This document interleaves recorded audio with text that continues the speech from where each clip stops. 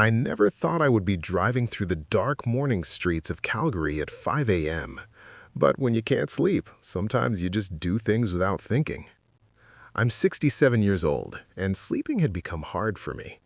My mind had been worried for weeks about my granddaughter, Emma, like a hawk watching over something precious. Something wasn't right.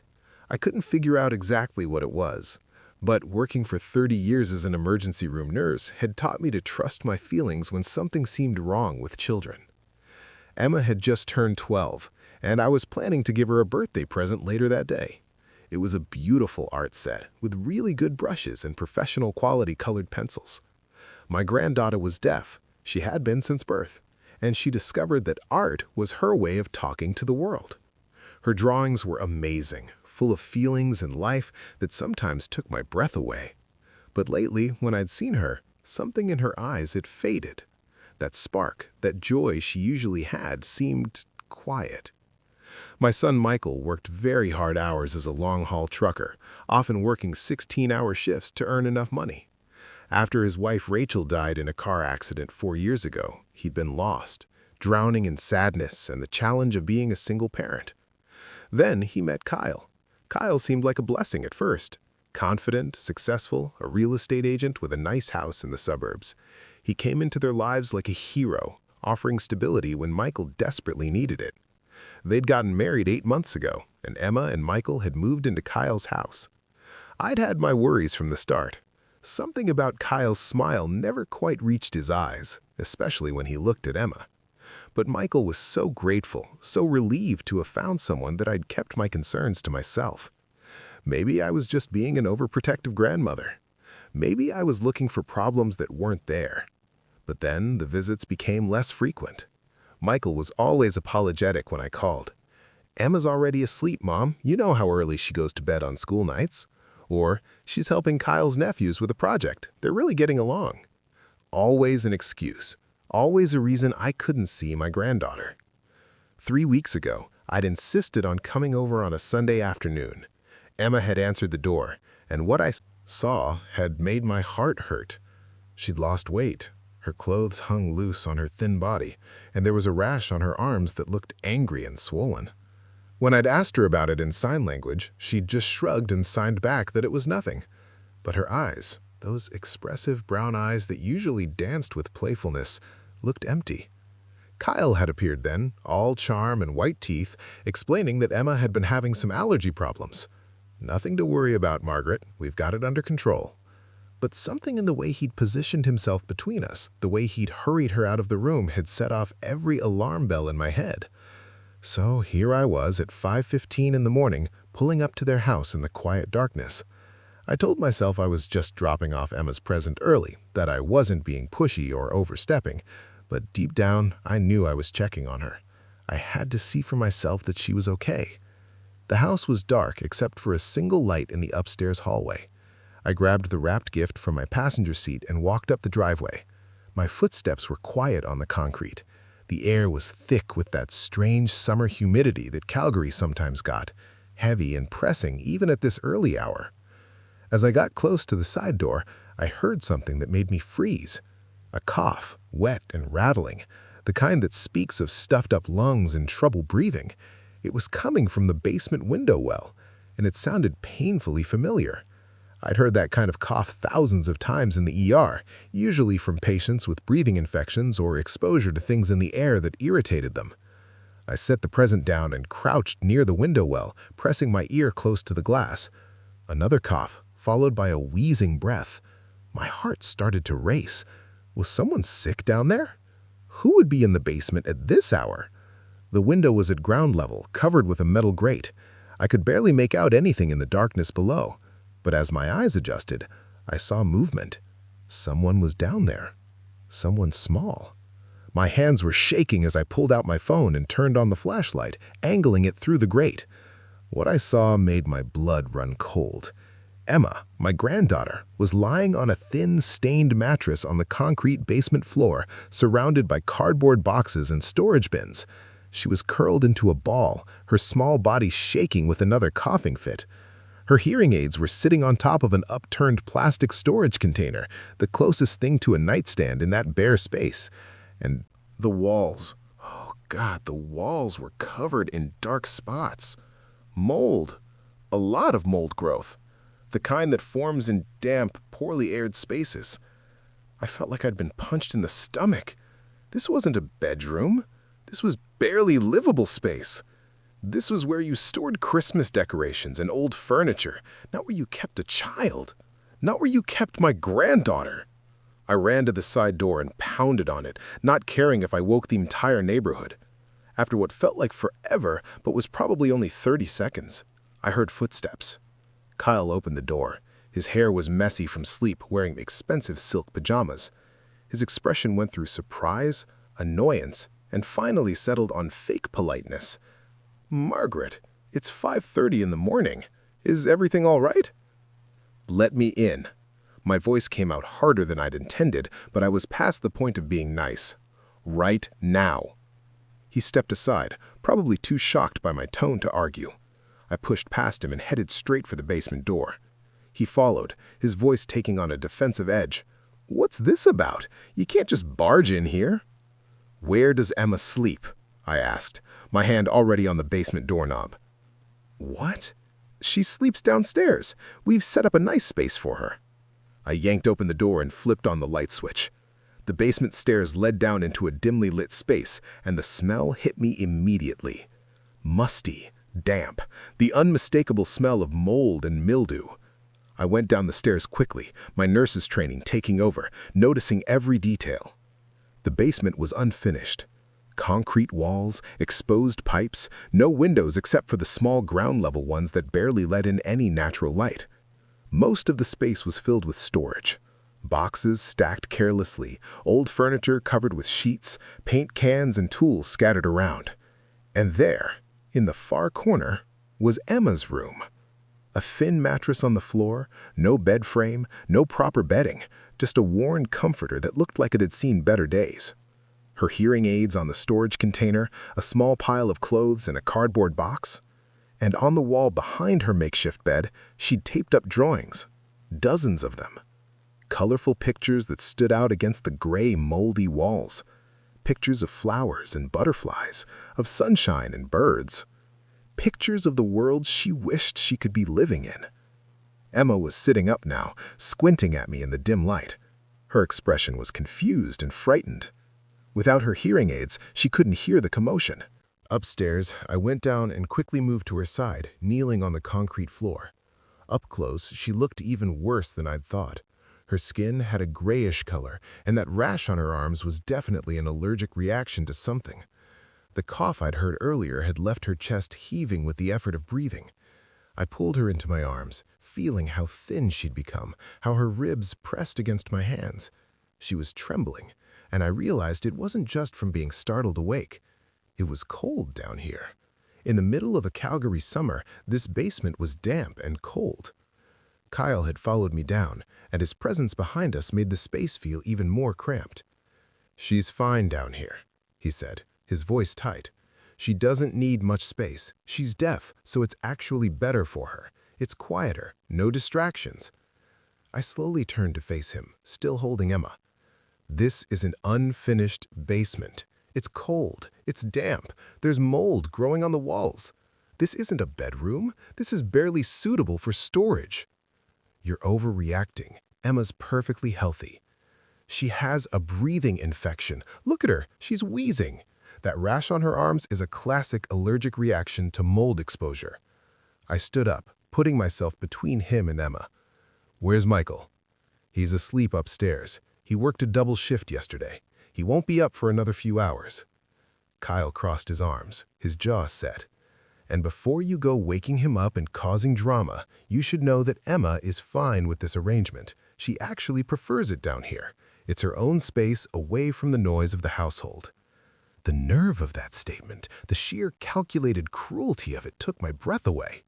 He was using my granddaughter's disability as an excuse for neglect, as if being deaf meant she deserved less, needed less, as if isolation and dampness and mold exposure were somehow benefits rather than abuse. Emma prefers this? I turned and gently tapped Emma's shoulder, getting her attention. She'd reached for her hearing aids, fumbling to put them in with shaking hands. When they were in place, I signed to her. "Do you like sleeping down here?" She glanced nervously at Kyle, then back at me. Her hands moved slowly, hesitantly. "It's okay." "Is it quiet down here?" "Sometimes." She paused.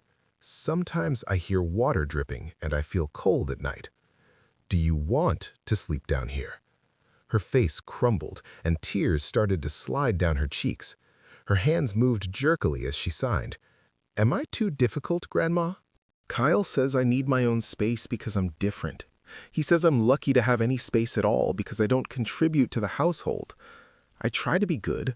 I do all my chores. I stay quiet. But maybe I'm just too much trouble." Something inside me broke. This beautiful, talented, loving child had been convinced that she deserved this, that her disability made her a burden, that sleeping in a moldy basement was a privilege she should be grateful for. I pulled her close again, feeling her small body shake with sobs. Over her head, I looked at Kyle with an expression that must have communicated every ounce of rage and disgust I felt, because he actually took a step back. "Get out of the way," I said quietly. "I'm taking her upstairs. We're going to wake up Michael, and then we're going to have a very serious conversation about what happens next." "You can't just—" "I absolutely can." I stood, helping Emma to her feet and wrapping the worn comforter around her shoulders. "I'm a mandatory reporter. As a former healthcare professional, I'm legally required to report suspected child abuse. What I've seen here is neglect and child endangerment. So you have two choices. You can let me take Emma upstairs right now, or I can call the police and CPS from down here. Your choice. You have 5 seconds to decide." He stared at me, his face turning red with anger. But after a long moment, he stepped aside. I guided Emma up the stairs, one hand on her back, feeling the way she leaned into me like a lifeline. We came out onto the main floor of the house, and the contrast was staggering. The main level was perfect. Hardwood floors, modern furniture, artwork on the walls. Everything spoke of money and taste. We passed the living room with its large flat-screen TV and comfortable leather couches. Then we passed what Kyle called his home office, a spacious room with a mahogany desk, built-in bookshelves, and a window overlooking the backyard. Next to it was the game room. I could see through the open door. A pool table, a vintage arcade machine, a comfortable seating area with beanbag chairs. 2 twin beds were set up on one side of the room, made up with fresh linens. "Whose beds are those?" I asked Emma. She signed back, "Kyle's nephews. They come every weekend. They're 10 and 14. They like the game room." "Every weekend?" So every weekend these boys came and stayed in comfort while Emma was sent to the basement. While they had beds and entertainment and space, she had concrete and mold and isolation. I felt my anger become sharp and focused. I helped Emma into a chair at the kitchen table and then marched upstairs. I found the master bedroom easily enough and knocked loudly on the door. No response. I knocked again, harder. Finally, I heard movement. "What the hell, Kyle?" My son's voice was groggy and annoyed. "It's not even 6 yet." I opened the door. "Michael, get up. We need to talk now." He blinked at me in confusion, propping himself up on his elbows. "Mom, what are you doing here?" "Downstairs. 5 minutes. Get dressed." I didn't wait for a response.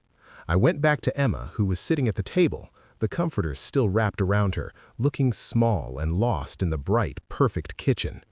Kyle had followed me upstairs and was now standing by the counter, his arms crossed, his expression stormy. "This is ridiculous. You're being completely dramatic. Michael is going to back me up on this." "We'll see," I said coldly. Michael appeared a few minutes later, wearing sweatpants and an old t-shirt, his hair sticking up in several directions. He looked exhausted, the kind of bone-deep exhaustion that comes from working too hard for too long.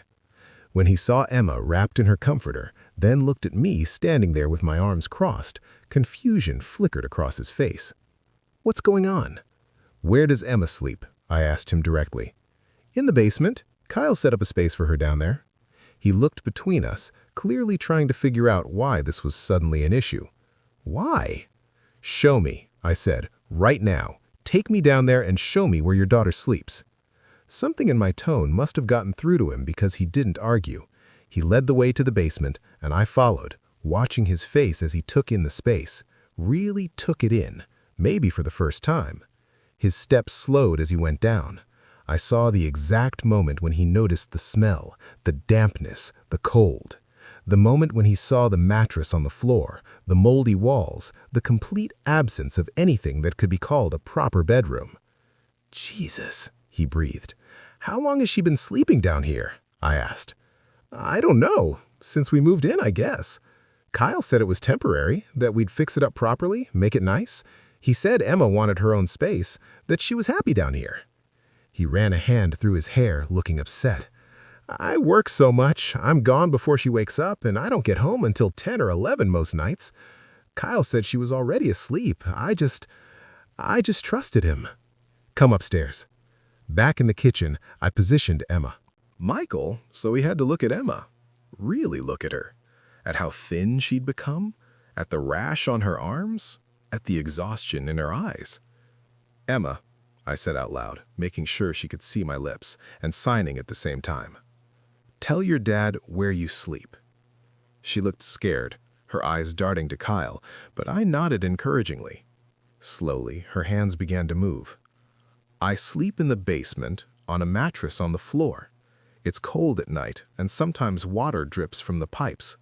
The walls are wet and smell bad. I have to use the laundry room bathroom, but sometimes Kyle locks the basement door at night because he says I wander around too much." Michael's face had gone pale. "He locks you down there?" "Emma," I continued gently, "what about Kyle's nephews? Where do they sleep when they visit?" "In the game room. They have beds and the TV and all the games. Kyle says they're guests, so they get the good room." "And how often do they visit?" "Every weekend." Her hands moved faster now, the words spilling out like she'd been holding them in for too long. "Sometimes they stay longer during school breaks. They're nice to me sometimes, but Kyle tells them not to play with me too much because I'm different. He says I need to earn the right to be part of the family. He says I don't contribute enough." "Contribute?" Michael's voice cracked. "She's 12 years old. She's a child. What the hell does that even mean?" Kyle finally spoke up, his voice taking on a reasonable, almost talking down tone. "Michael, you know how hard it's been adjusting to having Emma full-time. She requires a lot of attention. She needs special accommodations. The basement arrangement just made sense from a practical standpoint, and she never complained about it. She's been sleeping in an unfinished basement with mold growing on the walls while your nephews get the game room." Michael's voice was rising now, anger overtaking his shock. "And you've been locking the door so she can't come upstairs at night. What kind of sick—" "I've been trying to teach her independence. You're gone all the time, Michael. Someone has to actually parent her and set boundaries. She needs structure, discipline. She needs a proper bedroom. She needs heat and clean air, and to not be treated like she's less than human because she's deaf." Michael turned to me, and I saw tears in his eyes. "Mom, I didn't know. I swear to God, I didn't know it was this bad." "I know you didn't," I said, keeping my voice steady, even though I wanted to scream. "You've been working yourself to death trying to provide for her. You've been exhausted and grieving and trying to hold everything together, and Kyle took advantage of that." I turned to Kyle, who was still standing by the counter with his arms crossed, his expression now defensive and hostile. "You told Michael that Emma wanted to be down there, that she preferred it, that she was happy with the arrangement. You used her disability to justify neglect. You made her believe she was a burden. You isolated her from her father. And you locked a 12-year-old child in a cold, damp basement at night? You're twisting everything. I'm a registered nurse with 30 years of emergency room experience. I know neglect when I see it. I know the signs of mold exposure. I know what a respiratory infection looks like, and I know enough about the law to understand that what you've been doing is child endangerment." I pulled out my phone. "I'm calling my friend Sandra, who works at the urgent care clinic. Emma needs to be examined this morning. She needs documentation of her condition, including that rash and her respiratory symptoms. The mold exposure needs to be on record." "You're overreacting." "Try me," I said flatly. Just try me and see what happens." Michael was kneeling in front of Emma now, signing to her. Even without understanding ASL fluently, I could see the desperation in his movements. The way he kept touching her face, her arms, checking her over like he couldn't believe what he'd let happen. Emma was crying, and so was he. I made the call to Sandra, explaining the situation in medical terms. She told me to bring Emma in immediately, that she'd make sure everything was documented properly. When I hung up, Kyle was standing by the window, his jaw clenched. "This is going to look bad for you too, Michael," he said. "You're her father. You're the one who's supposed to protect her. CPS is going to wonder how you didn't notice your own daughter living in terrible conditions." It was a low blow, and I saw it land. Michael flinched, but I stepped in before he could spiral. "Michael didn't know because you actively hid it from him. You manipulated his work schedule. You lied about Emma's whereabouts and her condition. You isolated him from his daughter." I moved to stand next to my son. But he knows now, and he's going to do the right thing. Michael stood up, and I saw something shift in his expression. The shock and guilt were still there, but underneath it, I saw steel. The same steel that had gotten him through Rachel's death, that had kept him working brutal hours to support his daughter. "Emma's not staying here another night," he said. "Mom, can she stay with you?" "Of course. She can stay as long as she needs to." "Like hell she is," Kyle snapped. "This is still my house. I'm still her legal step-parent. You can't just take her." "Watch me." Michael's voice was quiet, but it carried an edge I'd never heard before. "You've been abusing my daughter, neglecting her, making her feel like she's worthless. That ends today." "I never abused her. I never hit her. I gave her a place to sleep." "You gave her a concrete floor in a moldy basement while children who aren't even yours got proper beds," I said. "That's neglect. That's psychological abuse. That's using her disability as an excuse to treat her as less than. And if you think any judge or CPS worker is going to see it differently, you're delusional." The argument continued for another 20 minutes. Kyle went back and forth between defensive excuses and outright hostility, but I'd made my position clear, and Michael was finally seeing the situation for what it was. Emma was going home with me today, right now. I helped Emma pack her few belongings into a bag while Michael went to get dressed properly. The entire time, Kyle hovered in the doorway, throwing out threats about custody battles and lies about us. I ignored him. I dealt with angry family members in the ER for 3 decades. I knew how to keep my cool under pressure. By 7 in the morning, we were in my car. Emma was in the back seat, still wrapped in that worn comforter, clutching a paper bag filled with her clothes and her art supplies. The art set I'd brought for her birthday was on the seat next to her, still wrapped, a small, bright spot in an otherwise dark morning. Michael followed us in his truck. We went straight to the urgent care clinic where Sandra was waiting. She took Emma back immediately, and while I sat in the waiting room with Michael, he finally broke down completely, shoulders shaking, hands covering his face, making sounds like his heart was being ripped out. "I failed her," he kept saying. "I failed Rachel. I failed Emma. What kind of father doesn't notice his own daughter is being abused?" I put my arm around him. This man who was my son, but who suddenly seemed so young and lost. "You were lied to. You were manipulated. Kyle took advantage of your grief and your exhaustion and your trust.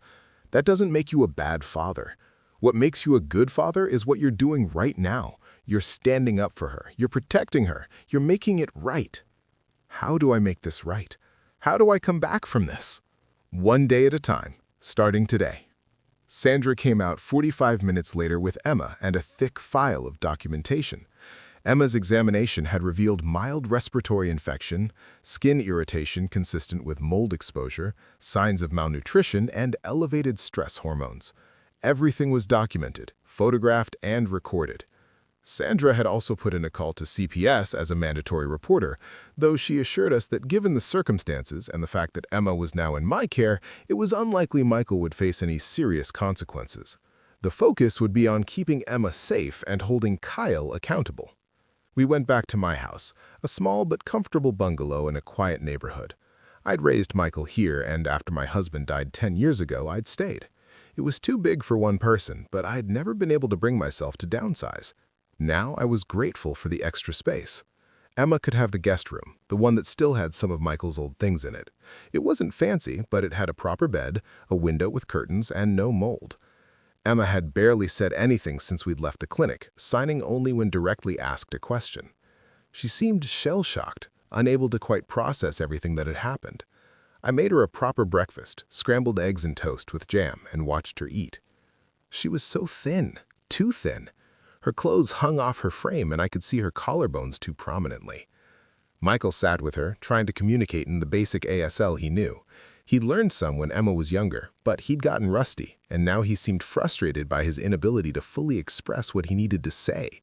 He kept signing sorry over and over, his movements clumsy and desperate. Emma reached out and took his hand, stilling his frantic movements. She signed slowly so he could understand. "It's not your fault, Dad. Kyle was mean to you too." That broke him all over again. Over the next week, things moved quickly. Michael filed for divorce immediately, citing child endangerment and requesting full custody of Emma. He also filed for an emergency protective order against Kyle, prohibiting him from any contact with Emma. I'd connected him with a family lawyer friend who specialized in cases involving child welfare, and she was handling everything with fierce efficiency. CPS did conduct an investigation, but as Sandra had predicted, it quickly became clear that Michael had been a victim of manipulation rather than a willing participant in neglect. The investigation shifted focus to Kyle, and what they found was damning. Neighbors reported that they'd heard Kyle yelling at Emma, calling her stupid and useless. Emma's school counselor revealed that Emma's grades had dropped significantly over the past 6 months, and she'd seemed increasingly withdrawn. The physical evidence from the house, including photographs of the basement and the mold growth, spoke for itself. Kyle tried to fight the divorce proceedings, tried to claim that he'd been a loving step-parent and that I'd poisoned Michael against him, but the evidence was overwhelming. The medical reports, the photographs, Emma's testimony given through an ASL interpreter in the family court, the testimony of neighbors and school staff. His own nephews even confirmed that Emma had been kept in the basement while they'd stayed in the game room. The divorce was finalized within 3 months, which was remarkably fast by Canadian standards. Michael got full custody of Emma, obviously. Kyle was ordered to pay child support, despite having no biological children of his own.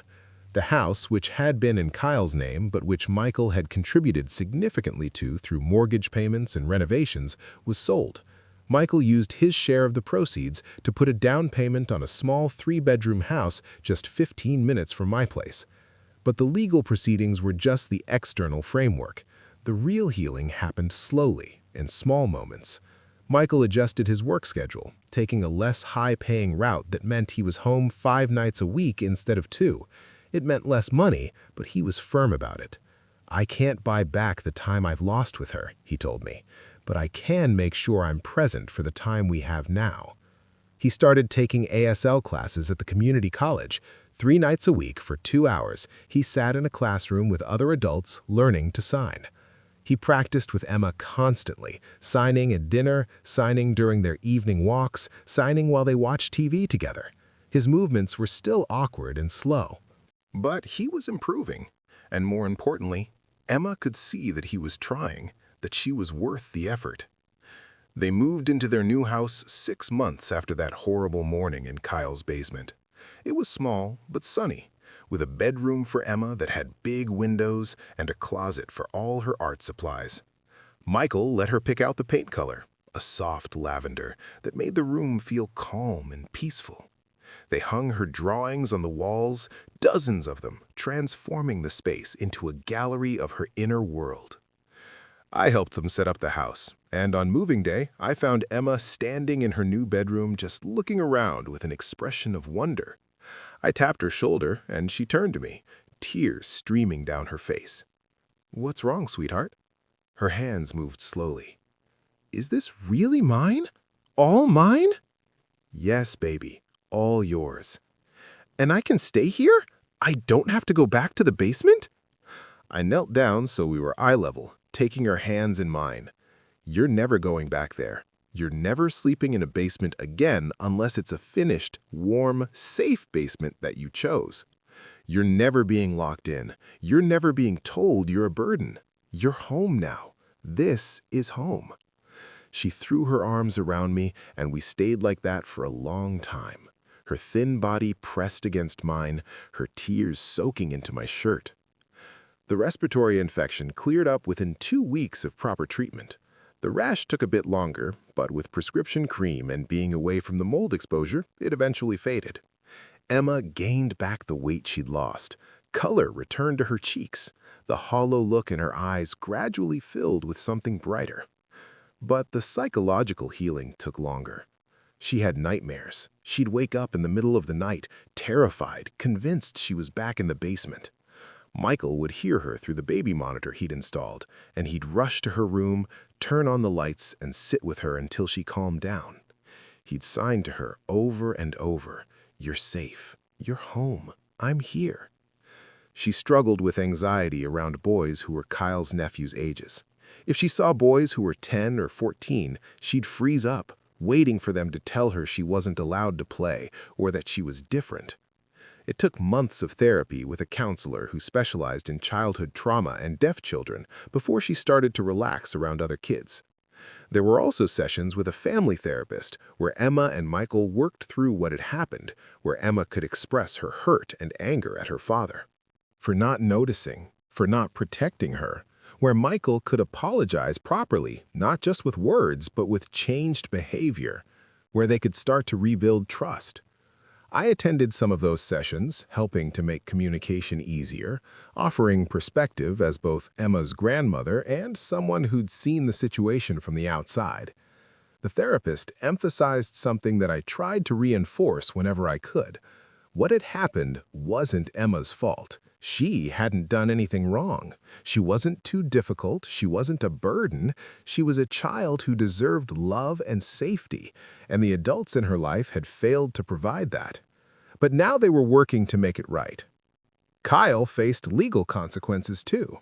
He was charged with child endangerment, a criminal offense in Alberta. While he didn't serve jail time, he did receive a suspended sentence, probation, and a significant fine. He was also required to attend parenting classes and anger management, though since he no longer had any children in his care, it was mostly symbolic. More importantly, the court issued a permanent restraining order. Kyle was prohibited from coming within 500 meters of Emma or attempting any contact with her. His real estate career took a hit too. Word spread in the community about what had happened, and several clients dropped him. His reputation was damaged, and within a year, he'd moved to a different city, trying to start over somewhere people didn't know his story. I can't say I felt sorry for him. Michael's journey was its own story. He struggled with guilt for a long time. Some days he'd show up at my house and I could see it written all over his face. The shame, the self-blame, the constant loop of how did I not know? How could I let this happen? I'd make him tea, and we'd sit in my kitchen, and I'd remind him of the truth, that abusers are skilled manipulators, that Kyle had specifically targeted his weak spots, his grief over Rachel, his exhaustion from work, his desperate need for stability, that isolation is a classic abuse tactic, and Kyle had systematically isolated Emma while making it seem reasonable and normal. You were working 16-hour shifts, I'd tell him. You were barely keeping your head above water. You trusted your partner to care for your daughter, which is what you're supposed to be able to do in a marriage.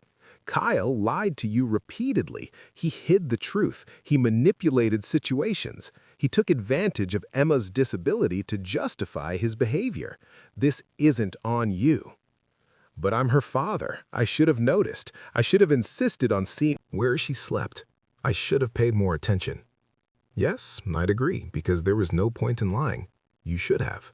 And now you are. You can't change the past, Michael. You can only change what you do moving forward. And what you're doing now, the way you've stepped up, the way you're fighting for her and learning for her and being present, that's what matters. It took him a long time to forgive himself. I'm not sure he ever fully did, but he learned to live with it, to channel that guilt into being the best father he could be moving forward. As for Emma, she flourished, slowly, carefully, like a plant that had been kept in the dark, finally brought into sunlight. She began to bloom. Her artwork became even more vibrant. She joined an after-school art program for deaf and hard-of-hearing students where she finally found peers who understood her experience. She made friends, real friends, who came over to the house and stayed for dinner and signed with her and didn't treat her like she was different or difficult. Her grades improved. Her teacher reported that she was more engaged, more confident, more willing to participate. The hollowness in her eyes was replaced by curiosity and joy. She started to laugh again, a sound I'd almost forgotten. She couldn't hear her own laughter, but she could feel it, and watching her throw her head back and giggle at something silly Michael had signed was like watching a miracle. One evening, about a year after everything had happened, I was over at their house for dinner. It was a Sunday, and we'd made it a tradition to have Sunday dinners together. Michael had gotten better at cooking, and tonight he'd managed a decent roast chicken with vegetables. Emma had made a salad, carefully chopping cucumbers and tomatoes, her hearing aids in place so she could listen to music while she worked. We were sitting around the table, Michael signing enthusiastically about something that had happened at work, Emma signing back with corrections to his grammar, both of them laughing, and I looked at them, my son and my granddaughter, in this small, sunny house, and I felt something settle in my chest. They were okay. They were going to be okay. After dinner, Emma pulled out her sketchbook and showed me her latest project. She was working on a series of drawings showing what she called her two lives. The first set showed the basement, dark, closed in, lonely. The second set showed her new bedroom, bright, open, full of color and life. The contrast was stark and powerful. My art teacher says I should enter these in a competition, she signed, for young artists dealing with trauma. Do you think they're good enough? I looked at the drawings, at the raw emotion captured in every line and shade, at the journey from darkness to light, at the resilience and strength of this remarkable young girl. They're more than good enough, I signed back. They're extraordinary, just like you. She smiled, that brilliant smile that transformed her whole face, and went back to her sketching. Michael caught my eye from across the table and signed, "Thank you." Just those two words, but the weight of them, the depth of gratitude and love was immeasurable. I signed back, "Family takes care of family." Because that's what we do. That's what we're supposed to do. We protect each other. We stand up for each other. We notice when something's wrong, even when it's hard, even when it's inconvenient, even when it means confronting difficult truths about people we thought we could trust. I thought about that morning, driving through the darkness at 5 a.m., following an instinct I couldn't quite name.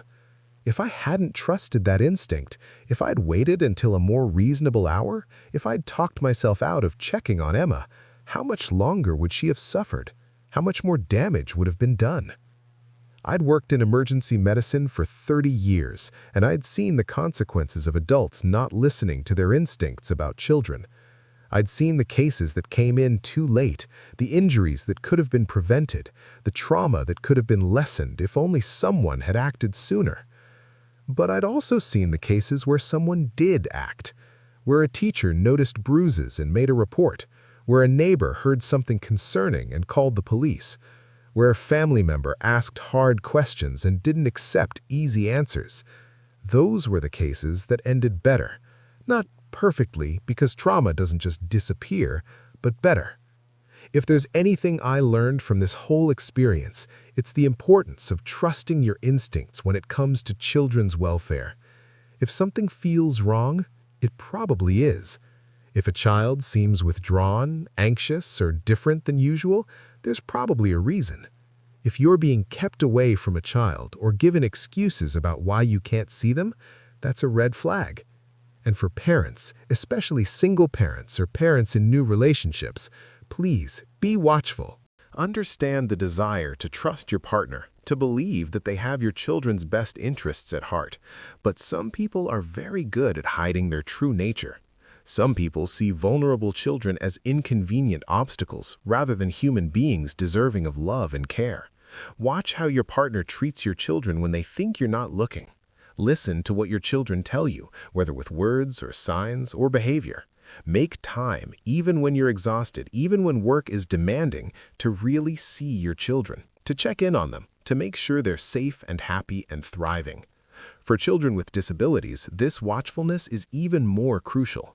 Disabled children are statistically more likely to experience abuse and neglect than their peers. Too often, their disabilities are used as excuses for mistreatment. They're difficult, they require too much, they won't understand anyway, they can't tell anyone. These are the excuses abusers use, and we as a society need to reject them completely. A disability doesn't make a child less deserving of love, safety, and proper care. It doesn't make them a burden. It doesn't give anyone the right to treat them as less than human. Emma's disability, her deafness, was used against her by Kyle. He used it to justify her isolation, to claim she needed less space and attention, to suggest that she somehow preferred being kept separate. These were lies, cruel manipulations designed to hide his neglect, but they were lies that played on existing societal prejudices about disabled people, and that's something we all need to work to change. Emma is thriving now, but I know the scars from those months in Kyle's house will never completely disappear.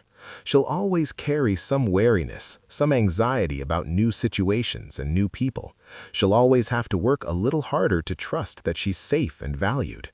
That's the legacy of abuse. It doesn't just hurt in the moment, it echoes forward, affecting how a person sees themselves and the world around them. But she's resilient. She's strong. She has a father who loves her fiercely and who shows up for her every single day. She has a grandmother who will always be watching out for her, ready to drive through the darkness at 5 in the morning if that's what it takes. She has a therapist who's helping her process what happened and build healthy coping mechanisms. She has friends and teachers and a community that values her. That morning in Kyle's basement was one of the worst moments of my life. The shock and horror of seeing my granddaughter in those conditions. The realization of how long she'd been suffering, the gut-wrenching knowledge that we'd all failed to protect her. It's an image that still haunts me sometimes. But it was also the beginning of her healing, because that was the morning everything changed. That was the morning the secret came to light. That was the morning we started to make things right. Sometimes I think about what would have happened if I'd ignored my instincts that morning, if I'd waited, if I'd talked myself out of driving over there at such an unreasonable hour, if I'd decided to respect boundaries and not intrude. Emma would still be in that basement. The abuse would have continued, and eventually maybe someone else would have noticed. Or maybe they wouldn't have. Maybe it would have gone on for years, making the trauma worse, deepening the wounds. I can't change what happened to Emma during those months. But I could change what happened after, and that's what I chose to do. I chose to act, to intervene, to refuse to accept easy explanations and comfortable lies. I chose to put Emma's welfare above social politeness and family harmony, and I'd do it again in a heartbeat. Because at the end of the day, children are the most vulnerable members of our society. They're dependent on adults to keep them safe, to speak up for them, to see them and hear them and value them. When adults fail in that duty, for whatever reason, other adults need to step in. That's not being intrusive or dramatic or overreacting. That's being human. That's being responsible. That's being the person a child needs in their darkest moment. Emma is 13 now, turning 13 next month. She's planning an art show at her school displaying her 2 Lives series along with new work she's been creating. Michael is learning how to help her set it up, how to hang artwork properly, how to create good lighting. He's as nervous about it as she is, which makes her laugh. I'll be in the front row at that art show, watching my granddaughter share her story with the world, watching her transform pain into beauty, trauma into art, darkness into light. She's braver than I ever was at her age. She's stronger than she knows. And she'll never sleep in a basement again. She'll never be told she's too difficult or doesn't contribute enough. She'll never be made to feel like her disability makes her less deserving of love and dignity. Because we won't let that happen. Her father won't let that happen. And her grandmother, who still sometimes wakes at 5 in the morning with that old instinct, that old sense that something isn't right, will always be watching, always be ready, always be there. That's what family does. That's what love means. We show up, we pay attention, we act, and we never, ever stop fighting for the people who can't yet fight for themselves.